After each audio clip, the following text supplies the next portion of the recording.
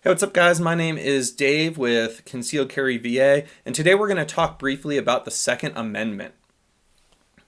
Most of you have probably heard a lot of discussion about the Second Amendment, but not everybody understands what the Second Amendment is all about. So the Second Amendment says a well-regulated militia being necessary to the security of a free state, the rights of the people to keep and bear arms shall not be infringed. Now that was ratified on December 15th, 1791 in the Bill of Rights. So it's been around for a while, okay?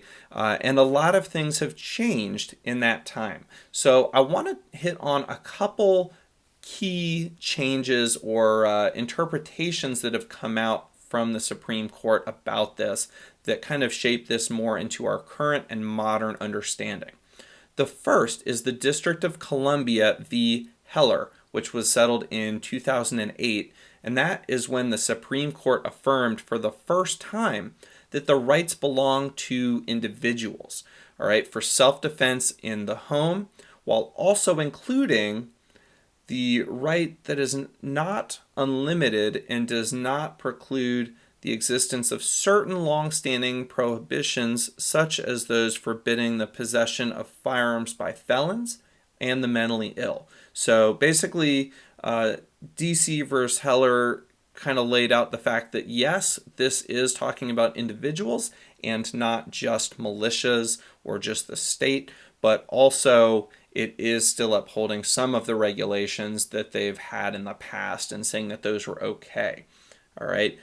It also allows for the restriction on carrying some firearms or weapons that are dangerous and unusual weapons. Okay, so they just call them dangerous and unusual weapons. And that is a little vague, and, welcome to the Supreme Court and the Constitution and the Bill of Rights, and everything's a little vague, and they do that intentionally. If they wrote out every tiny little detail, then as soon as things changed, they would have to update them. So they keep that vague on purpose, but they do say that states and local governments are limited to the same extent as the federal government from infringing upon these rights. So that's another really important thing. The Supreme Court said in DC versus Heller that states and local governments are limited to the same extent that the federal government is from infringing upon our Second Amendment rights. Another much more recent case was Caetano versus Massachusetts in 2016.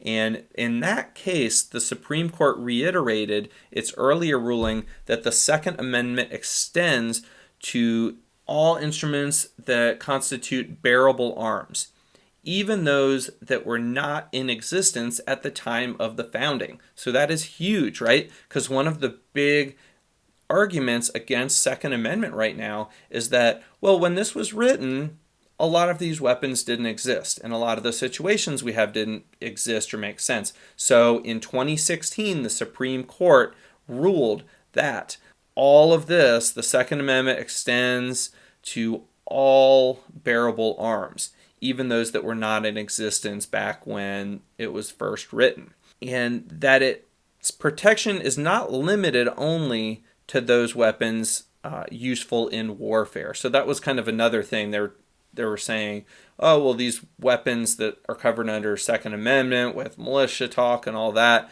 they're talking about like weapons of war, but no, this protection is not limited to only those weapons useful in warfare. It's just bearable firearms. All right, guys, thanks for watching. I hope you enjoyed this. If you would, let us know what you think in the comments below. Don't forget to subscribe. Go ahead and click that like button. Thanks, and we'll see you in the next video.